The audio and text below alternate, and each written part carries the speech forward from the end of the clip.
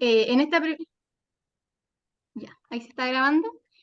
Entonces, en esta primera clase vamos a tratar el periodo colonial de Chile, ¿ya? Eh, Primeramente tenemos que saber que se denomina época colonial a todo el periodo que va después del proceso de la conquista, ¿ya? Durante el cual América queda bajo el sometimiento de la monarquía española, y esto se abarca hasta ya lo que sería la independencia de las colonias americanas, ¿ya? Siendo nuestro país y el resto del territorio americano colonias de España. Y específicamente el periodo colonial de Chile hace como referencia al tiempo en el que Chile fue colonia de la corona española durante lo que fueron 3 siglos, que abarca desde el siglo XVI hasta comienzos del siglo XIX. Ya.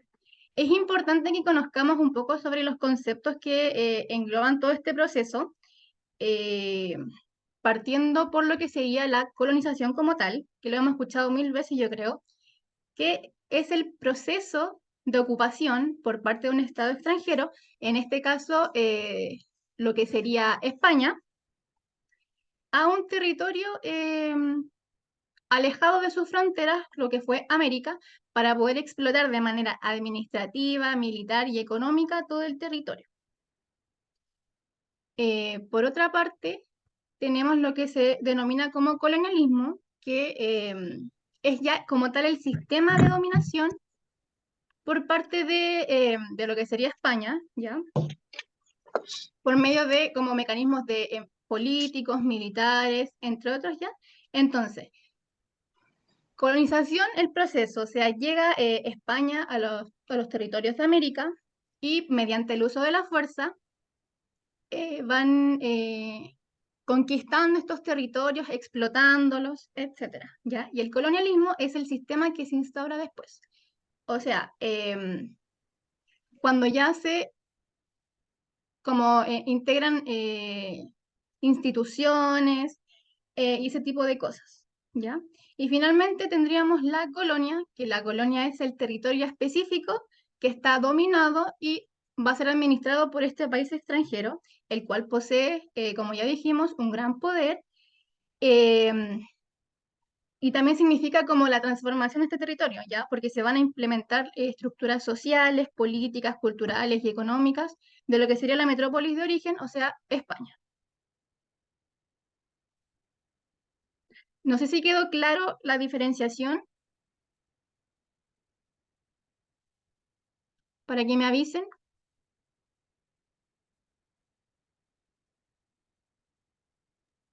Sí, Ya, sí, a mí no me quedó muy claro, pero era más que nada porque estaba ya. un poquito distraída. No, tranquila, lo puedo repetir. Ya, la colonización fue todo el proceso en que llegan los españoles a América, ¿ya? Que van como conquistando los territorios, explotándolos, sacando material, materias primas, los metales preciosos y todo eso, ¿ya? El colonialismo sería como la siguiente fase, ¿ya? En que ya explotaron todo, entonces tienen que mantener como el dominio, ¿me entienden? Entonces, aquí integran diferentes tipos de instituciones, hacen el uso de su fuerza para controlar, entre otras cosas, ¿ya? Entonces, colonización, el proceso, colonialismo es el sistema en sí, ¿ya? La siguiente fase. Y la colonia sería el territorio en específico, o sea, por ejemplo, lo que fue, no sé, la colonia de Chile, ¿me entienden? Sería el lugar donde se van a, no sé, a poner las instituciones en específico, eh, y así.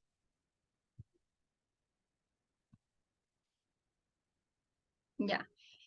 Ahora bien, ¿cuándo ocurre la colonización en Chile?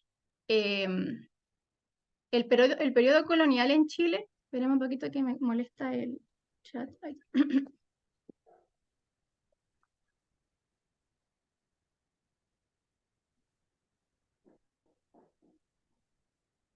Ya. Entonces, al principio lo dijimos, el periodo colonial en nuestro país va a comprender desde el periodo que abarca de 1598, como dice ahí, cuando ocurre la batalla de Curalaba o el desastre de Curalaba, que fue la guerra entre españoles y los indígenas mapuches, ¿ya? Y esto marca el fin de la ocupación española en el territorio que antiguamente estaba ocupado como por los indígenas al sur del río Biobío, por el pueblo mapuche, ¿ya? Entonces, el desastre finalmente marca la frontera entre españoles e indígenas, ¿ya? Entonces, la colonización parte de aquí hasta lo que sería ya 1810, cuando se da inicio a la independencia de Chile, que se inicia con la confirmación o sea, la conformación de la primera junta de gobierno, ¿ya? Muchos creen que la primera junta de gobierno fue como para el tiro decidir la independencia, pero realmente no fue así, porque en 1808 pasa que Napoleón invade España y obliga a abdicar al rey de ese momento, que era Fernando VI, si no me equivoco, ¿sí? Entonces, ante la ausencia de este rey, ¿qué pasa en América? O sea, queda la embarrada, porque ¿qué vamos a hacer? ¿Quién nos va a gobernar ahora? Si estaban acostumbrados como a que el rey fuera lo más absoluto, o sea, lo que él decía se hacía. Entonces, ante la presencia de este como monarca ilegítimo, nadie entendía qué hacer, como que había una desorganización tremenda, ¿ya? Entonces, este fue como el argumento para generar lo que sería una asamblea, un cabildo, que después vamos a ver más adelante, donde se va a empezar a debatir y argumentar qué se hace. Si, si lo que, ¿cómo se llama? Claro, si finalmente van a elegir como un gobernador o como una especie de gobierno que sea como parecido al rey,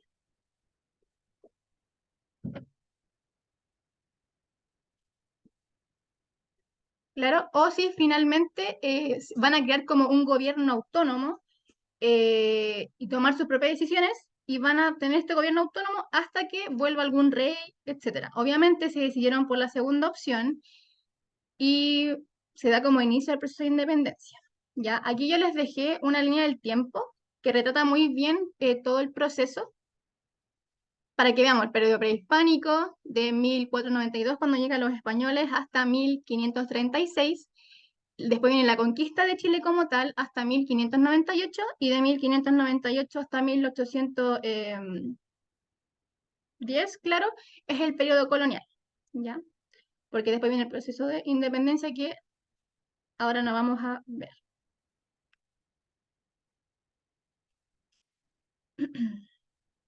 Ya, para asegurar el dominio de América y mantener la autoridad de sus habitantes, la corona española va a crear diferentes instituciones eh, de gobierno que van a estar bajo el control del rey, cuya voluntad, como siempre dijimos, era la última palabra, ¿ya?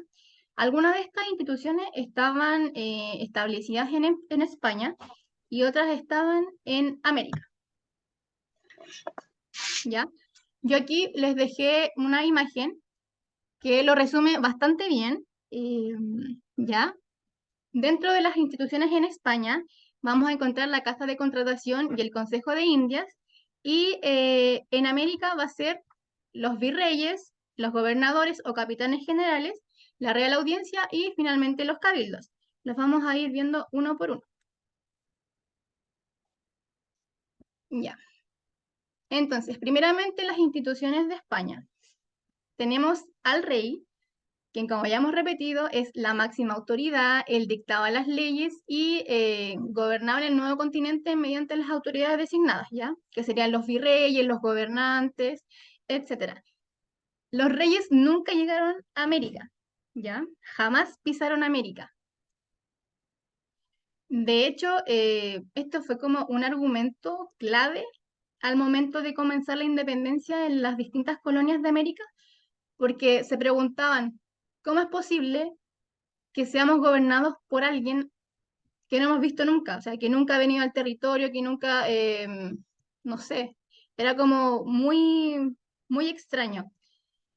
Entonces ya desde como hace harto tiempo que venía formándose esta idea de independencia, porque finalmente era como muy ridículo que el rey que nos mandaba a todos, que su palabra era la ley, nunca pisara el territorio. Después seguimos con lo que sería la Casa de Contratación, que fue creada en 1504 y fue finalmente creada para controlar lo que sería el paso del Nuevo Mundo, o sea, América, o sea, claro, de España al Nuevo Mundo, América, ¿ya? Y ahí se controlaba, la idea era controlar como el flujo de mercaderías, de barcos, de personas, también cobrar los impuestos y también funcionaba finalmente como una aduana, ¿ya? Porque diariamente de España viajaban a América como para cambiar el modo de vida, de hecho para, no sé, generar hazañas heroicas, la guerra, o algunos venían con la idea de que iban a encontrar metales preciosos acá en Chile, pero realmente no. Em, y todo eso, ¿ya? La casa de contratación contrataba a los mejores navegantes y geógrafos para venir a América, ¿ya? Ustedes, no sé si saben la historia, pero al principio los que llegaron a América fueron solamente ladrones, bueno, gente que estaba en la cárcel y que a Cristóbal Colón no le quedó de otra que traer, porque nadie confiaba en sus ideas locas de encontrar como un nuevo continente, ¿ya? Y también la casa de contratación podía resolver como juicios de criminales o civiles que ocurrían en alta mar, ¿ya? Entonces, por ejemplo, si en el barco eh, uno de los navegantes peleaba con otro, la casa de contratación lo podía resolver ya. Además que también existían los robos porque habían muchos piratas en esta época navegando, porque sabían que desde América se traían muchos metales preciosos hasta España. Entonces había que tener cuidado con eso y la casa de contratación se encargaba. Ya, finalmente, la última institución de España sería el Consejo de Indias, que fue creado en 1524 y fue un organismo que aconsejaba al rey en los asuntos de las Indias o América, ¿ya? Entonces, ayudaba a gobernar a la corona, lo asesoraba. Estaba conformado por abogados, jueces, teólogos incluso, que ayudaban a proponer leyes para el nuevo mundo y también ellos decidían los candidatos que iban a ser escogidos para ocupar cargos de gobierno en América, ¿ya? El Consejo de Indias tenía que revisar todo, pero todos los asuntos de las Indias, ya sean los políticos, los personales, los administrativos, etcétera, ¿ya? Porque finalmente el Consejo de Indias era la máxima instancia de justicia, ¿ya? Que tenían. Entonces, las autoridades del Consejo de las Indias tenían que vigilar qué estaba pasando en América. O sea, si las autoridades, los gobernadores, los virreyes estaban actuando como, de una forma buena o no. ¿Ya? Ujú. Y ahora pasando a las instituciones en América. ¿Va quedando todo claro hasta ahora? Díganme si tengo que devolverme o no. Si hay alguna duda. Yo entiendo. Todo bien. Ya, genial. Ya. Ahora tenemos las instituciones que estaban en América. ¿Ya? Vamos a partir por los virreyes, que eran los representantes del rey en América. Ellos gobernaban bajo su nombre todos los territorios que eran llamados virreinatos y debían mantener la autoridad del monarca español y preocuparse de la defensa de la región a su cargo y de la expansión de la fe católica, que era lo más importante para ellos. O sea, eh, uno de los como conceptos principales de la colonización fue la evangelización, ¿ya? Entonces, si el virrey no tenía en una iglesia, a lo menos, era destituido. Siguiendo con los gobernadores, que ellos gobernaban territorios mucho más pequeños que los virreinatos y dependían militar y políticamente de los virreyes, ¿ya? Porque las gobernaciones eran muy pequeñas y finalmente eran lugares muy estratégicos y se ubicaban en regiones donde los indígenas se mantenían todavía en estado de guerra. Por ejemplo, en Chile era muy común con los mapuches, ¿ya? Entonces los gobernadores también podían recibir el título de capitán general por el hecho de que eran la máxima autoridad militar. También tenemos a la Real Audiencia, que, bueno, reciben, no había como una Real Audiencia, habían varias, ¿ya? Y eran cada uno de los tribunales de justicia que estaban funcionando en América, ya sea en los virreinatos y las gobernaciones, que los dos podían haber reales audiencias, porque habían demasiados problemas diariamente. Entonces, este organismo también estaba integrado por jueces, por fiscales, por abogados, pero ubicados en América. ¿Ya? Entonces, ellos se encargaban de otorgar la justicia a los súbditos, sobre todo a los indígenas, que tenían que protegerlos a ellos y a sus tierras, ¿ya? Porque hay que entender que, si bien al principio los indígenas eran enemigos de la corona, porque eran herejes, prácticamente eran demonios, luego esta visión se cambia y se considera que los indígenas eran seres muy inocentes, prácticamente como niños, que había que cuidarlos, como representantes de Dios, había que cuidarlos. Entonces, principalmente la Real Audiencia era para eso, para protegerlos, ¿ya? Como también para informar todo lo que estaba pasando en América al rey de España, ¿ya? Cualquier problema, guerra, etcétera, o sea, la Real Audiencia era la encargada. Y finalmente tenían que contribuir con la paz y mediar cualquier problema que hubiera, ¿ya?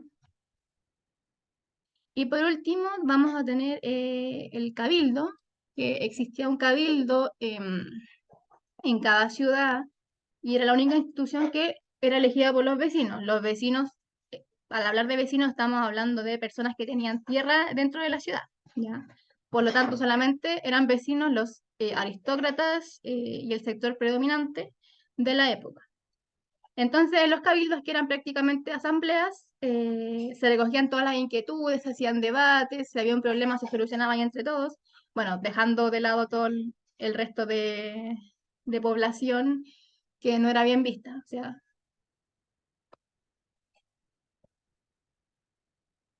ya. Yo aquí puse más o menos un mapa que explica muy bien lo que es la diferencia entre el virreinato y la gobernanza o capitanía general, ¿ya? Entonces, en América teníamos dos virreinatos principales, que era el virreinato de Nueva España, lo que ahora es México, y el virreinato de Perú se encontraba en Lima, ¿ya? Entonces, Chile, la gobernación de Chile, la capitanía general de Chile, era parte del virreinato del Perú. O sea, nosotros formábamos parte de Perú. O sea, aquí se ve la diferencia como en extensión.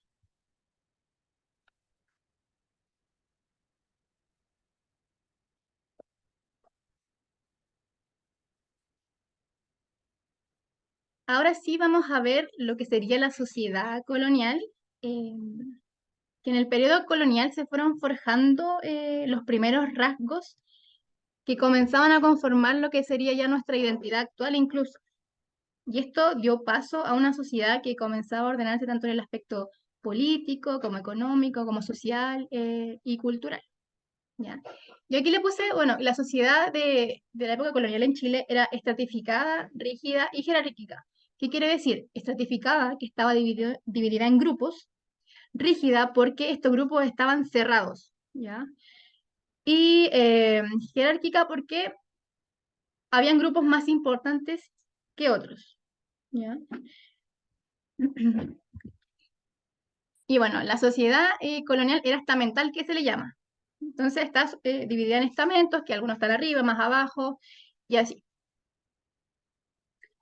En esta época habían unas marcadas diferencias y sobre todo por el tema de la piel, el color de piel, ¿ya? Entonces era muy notorio. Aquí les pongo una imagen de cómo se dividía esta sociedad, partiendo por, primeramente, el estamento de los españoles o peninsulares, como se le denomina también, quienes eran los que venían de España, ocupaban los principales cargos de gobierno, eran funcionarios de la corona y también podían ser obispos o parte del clero. Ya recordemos que venía mucho hombre del clero hacia estas tierras para evangelizar, ya sea obispo, monjes, etc. Entonces, este estamento de españoles, la verdad, tenía una posición superior a pesar de que eran muy poquitos, porque ya con el tiempo ya no venían españoles, sino que se quedaban los que llegaron en un principio. De hecho, se iban renovando siempre, como que se aburrían de América porque igual aquí tenías que venir a trabajar para como subsistir. Entonces, se iban renovando con la llegada de funcionarios administrativos, con militares, comerciantes o religiosos, etc. Después teníamos a los criollos, que eran hijos de los españoles nacidos en América. Ellos no tenían derecho a ocupar cargos de gobierno, pero sí tenían poder económico, ¿ya? Porque eran como de un estamento igual alto. Eran dueños de tierras, comerciantes, artesanos, entre otras cosas. Seguimos con los mestizos, que bueno, acá empezamos ya a ver lo que sería el Bajo Pueblo. Los mestizos eran, bueno, nacían de la unión de un padre español o madre española y una pareja indígena o española en este caso, ¿ya? Entonces, este origen bicultural les hacía mucho problema, ¿ya? Porque no podían, les era difícil integrarse a la sociedad, porque finalmente no pertenecían a ningún grupo étnico en particular. No eran ni criollos, no eran indígenas, eran como un híbrido extraño en ese tiempo, ¿ya? Y en este tiempo te excluían por lo más mínimo. De hecho, podía, no sé, un español directamente de España que fuera un poco más moreno y ya eras visto de una manera un poco más despectiva. ¿Está bien? Ya, entonces los mestizos, a pesar de ser una como población igual súper criticada, se fue convirtiendo en ¿cómo se llama? Eh, como se fueron constituyendo en lo que sería la más grande masa de población.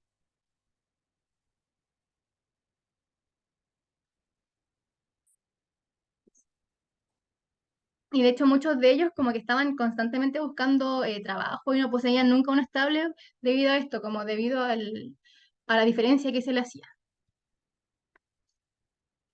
Después seguimos con los indígenas, la población aborigen autóctona, que finalmente era la mano de obra para todo, se les explotaba de una forma brutal y principalmente estaban en el mundo minero y agrícola, de las plantaciones, ¿ya? Su número fue disminuyendo obviamente debido al mestizaje, también entendemos como a las enfermedades que trae consigo el español, a a la brutalidad con la que se les trataba, eh, porque a pesar de que existía, no sé, la Real Audiencia, que supuestamente actuaba para cuidarlos, tampoco podía estar en todos lados, ¿me entienden? Podía siempre existir una persona que a su cargo tenía ciertos números de indígenas, pero que los trataba horrible. Porque igual entendamos que en esta época existían como las cartas y se demoraba mucho en llegar de un lugar a otro. Entonces, estaba la posibilidad de que el indígena denunciara estos tratos. La mayoría no lo hacía por miedo, pero mucho no pasaba, o sea, se demoraba mucho en llegar la denuncia, en que se resolviera, en que qué íbamos a hacer, entonces la población indígena iba disminuyendo muy rápidamente. Y en los últimos tenemos a los, bueno, ahí dice negros, mulatos y zambos ya no se ocupa, es como un término igual súper retrógrada. Entonces, bueno, eran ya lo último de la sociedad. Era la mano de obra esclava traída desde África.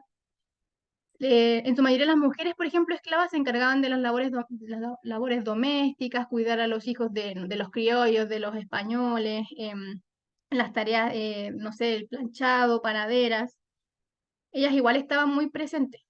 Las mujeres indígenas también, ellas finalmente hacían... El bajo pueblo, ¿cómo se llama? Era el que hacía andar esta sociedad. Sin ellos no hubieran sido nada. Y claro, los hombres, tanto las mujeres como los hombres eran propiedades de sus amos y como hemos visto en varias películas que siempre nos retratan, claro, moría el amo y pasaba al hijo. Entonces, tanto el indígena como los negros, los esclavos, nunca eran libres. sino que pasaban de generación a generación a generación. Ahora vamos a pasar a lo que sería el ámbito económico, ¿ya? La economía de la época colonial estaba súper marcada como en tres ámbitos. Primeramente tenemos la encomienda, que hay que entender que desde que la llegada de los españoles, ellos utilizaron a los indígenas como mano de obra para la extracción de metales preciosos y sobre todo para la producción agrícola, ¿ya? Y de aquí sale un sistema de trabajo que es como el más reconocido, que es la encomienda. La encomienda era un sistema que consistía en que un encomendero, o en este caso serían los españoles o criollos, y a este se le asignaba un grupo de indígenas que le iban a trabajar para él, ¿ya? Y aparte debían defender el territorio de la corona. A cambio de este trabajo, el encomendero les daba protección, evangelización, el vestuario, el alimento, ¿ya? Pero finalmente los indígenas no elegían, ¿ya? Simplemente a ellos los agrupaban y decían, ya, ustedes se van con él y le tienen que trabajar y ellos a cambio supuestamente les tenía que dar la protección, etcétera, cosa que a veces realmente no pasaba. Ya. Los españoles y bueno, y criollos obtenían esta encomienda debido a hazañas de guerra militar. O sea, te bastaba con matar en una guerra a un indígena y ya tenías como la opción de ganarte una encomienda. ¿Ya? Tanto hombres como mujeres podían ser encomenderos. De hecho, si el marido moría y era el encomendero, los indígenas pasaban a la jurisdicción de lo que sería la mujer. ¿Ya? Aquí no había tanta diferencia. Y de hecho habían encomiendas que podían durar más de una vida. O sea, ¿cómo explicar eso? Por ejemplo, la hazaña militar fue así, pero espectacular. Entonces le decían que la encomienda de él dura 3 vidas. Entonces, por ejemplo, muere la primera generación de indígenas y sigue la siguiente, así, como que no se libran de hasta que pasen las 3 vidas, que serían las 3 generaciones, ¿ya? Entonces, si el encomendero muere, la familia se queda con ese grupo, y así, hasta que pasen las 3 vidas, 4 vidas, incluso habían algunas encomiendas de 7 vidas. Entonces, imagínense. Eh, ya. Otra como forma de economía, teníamos acá la hacienda, que durante siglos la hacienda fue uno de los pilares más como fundamentales en los que descansó la estructura social chilena, ¿ya? Entonces, este orden jerárquico que nos constituía durante la época colonial se notaba mucho más en la hacienda, ya porque teníamos a los patrones, a los mayordomos, a los inquilinos, a los peones. Entonces esto reflejaba de manera latente el ordenamiento estamental que caracterizaba al país durante estos siglos, bueno, los siglos XVII, XVIII y XIX, e incluso durante parte del siglo XX, ¿ya? Aún quedaban haciendas en los lugares más remotos de las ciudades. Entonces, la hacienda era una propiedad de gran extensión donde se iban a desarrollar actividades agrícolas, ganaderas, artesanales, etcétera, ¿ya? De hecho, también las haciendas normalmente tenían los talleres ahí dentro, iglesias, eran gigantes. ¿Ya? En la hacienda encontrábamos bueno, los siguientes personajes, que partimos con el patrón o el hacendado, quien era finalmente el dueño de la tierra, y principalmente los que tenían haciendas era el grupo de los criollos, ¿ya? Recordemos que ellos tenían poder económico, porque al final los españoles ya estaban en cargos más grandes, como siendo gobernadores, siendo virreyes, también estaban se me olvidó la palabra, bueno, si me acuerdo se las digo, corregidores, eso, que se encargaban como de lo que sería la policía actualmente. ¿Ya? Entonces ellos, los españoles, aspiraban como a empleos mucho más como grandes, por así decirlo. En cambio, bueno, los criollos se conformaban con lo que sería la hacienda. ¿Ya? Entonces, en la hacienda los patrones, bueno, patrones de fondo, ya consideraban que la vida de los trabajadores les pertenecía eh, totalmente, ¿ya? Por eso en la hacienda constantemente existían abusos de poder, violaciones, castigos físicos, ¿ya? Y los inquilinos en este caso no podían prácticamente decir nada. ¿Ya? Entonces, ¿los inquilinos quiénes eran? Los inquilinos eran mestizos que se mantenían como trabajadores en esta hacienda, ¿ya? Ellos tenían estrechos lazos con el hacendado porque consideraban, a pesar como de la violencia del patrono hacendado, ellos creían que le debían la vida porque el patrón les daba hogar, les daba comida, bueno, a cambio de trabajo, pero aquí era prácticamente su salvador, ¿me entienden? Porque si no estarían vagando en las calles buscando algún empleo y así. Los inquilinos aparte, bueno, recibían salario, se les daba lugar para vivir y esto se les entregaba, como dijimos, a cambio del trabajo. Entonces, finalmente esto llevaba a que el trabajador siempre estuviera atado a la hacienda. Finalmente tenemos a los peones y gañanes, ya quienes también eran mestizos, pero ellos no trabajaban establemente, ya, sino que andaban deambulando de un lado a otro y se ocupaban de actividades muy temporales. Por ejemplo, en la época, no sé, de plantaciones de cierto alimento, se les contrataba por un periodo de tiempo para trabajar y ellos después seguían vagando porque les gustaba vagar, ¿ya? El vagabundeo en la época colonial es muy común.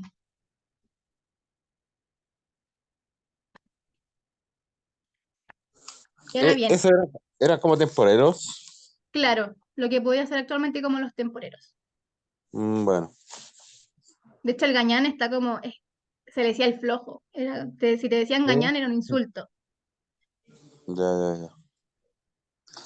¿Ya? Entonces, la hacienda y la encomienda estaban explícitamente en América. ¿Ya? Esta era la forma. Bueno, también habían el tema del comercio, del trueque, pero esto era como lo principal, ¿ya?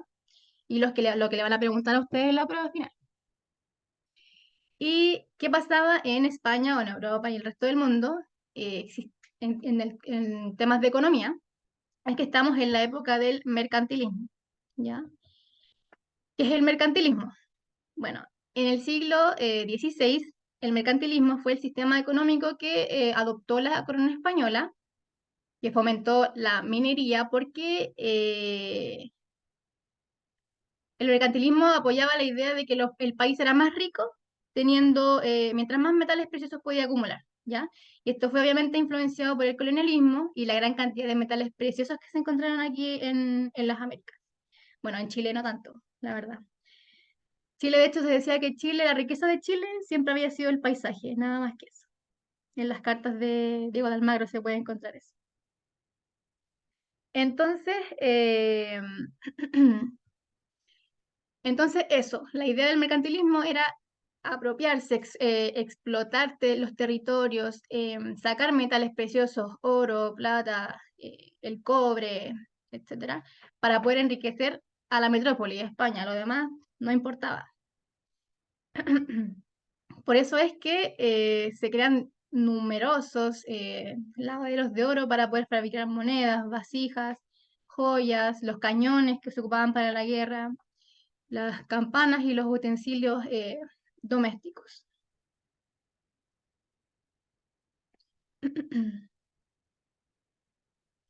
Entonces, finalmente, el mercantilismo refuerza esta idea de que la acumulación de riquezas es el reflejo de tener poder, ¿ya? De hecho, Portugal hacía lo mismo en sus colonias, porque Portugal se queda con Brasil y también ahí explotaban a destajo. O sea, Portugal y España competían de quién obtenía más riquezas. Entonces, finalmente, ¿qué importaba la vida de los indígenas? ¿Qué importaba si podíamos conseguir todo este oro, toda esta plata? ¿Ya? Después de esto ya nos quedan unos poquitos minutos. Me gustaría saber en esta escala cómo se sienten luego de la clase de hoy. Si algo les quedó alguna duda, por favor, pregúntenme para poder devolvernos. La idea de esta primera clase igual es como preguntar lo máximo, por favor. Sí, estuvo buena. Yo llevo una 6. Genial. ¿Alguien más? Yo me 4 quedo y con 6. las 6. ¿Por qué 5?